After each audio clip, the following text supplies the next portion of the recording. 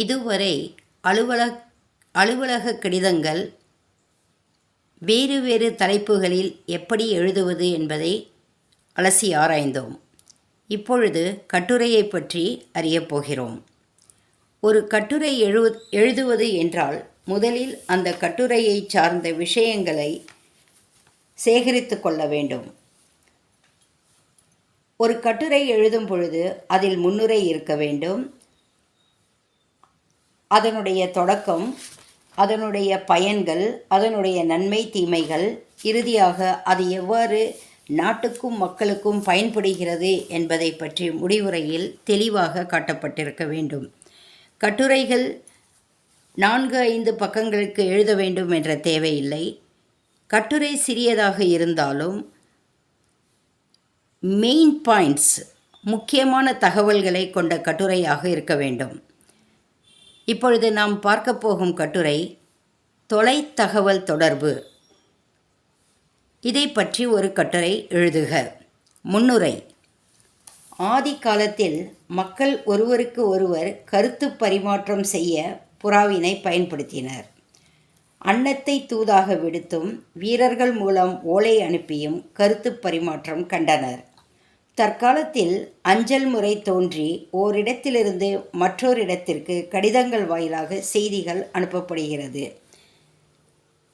நம்முடைய தமிழ் இலக்கியத்தை பார்த்தால்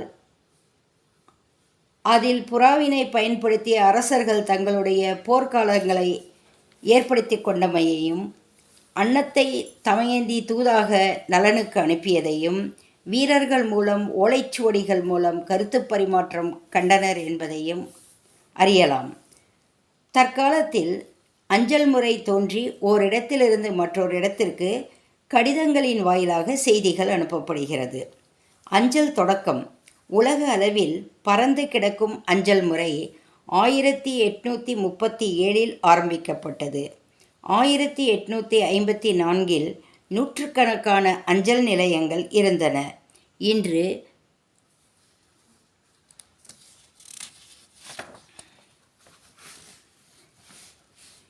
1.5 லட்சத்துக்கும் மேலாக அஞ்சல் நிலையங்கள் உள்ளன. அஞ்சல் துறை உள்நாட்டு அஞ்சல், வெளிநாட்டு அஞ்சல், பண அஞ்சல், விரைவு அஞ்சல், பதிவு அஞ்சல், நூல் அஞ்சல் என பல வகையிலும் மக்களுக்கு உதவியாக அமைந்துள்ளது.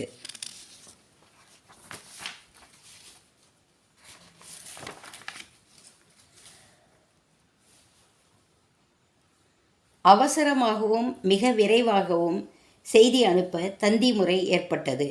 வணிகத்துறையில் இது மிகவும் பயன்படுகிறது. இன்றைக்கு உலகம் முழுமையும் தொலைபேசி மூலம் மனித தொடர்புகளை ஏற்படுத்தி கொள்ளலாம். முடிவுரை. தொலைத்தகவல் தொடர்பு நம் நாட்டை வளப்படுத்துகிறது, நாட்டின் பொருளாதாரத்தை உயர்த்துகிறது, தனி மனித வாழ்க்கையின் முன்னேற்றத்திற்கு உறுதுணையாக விளங்குகிறது.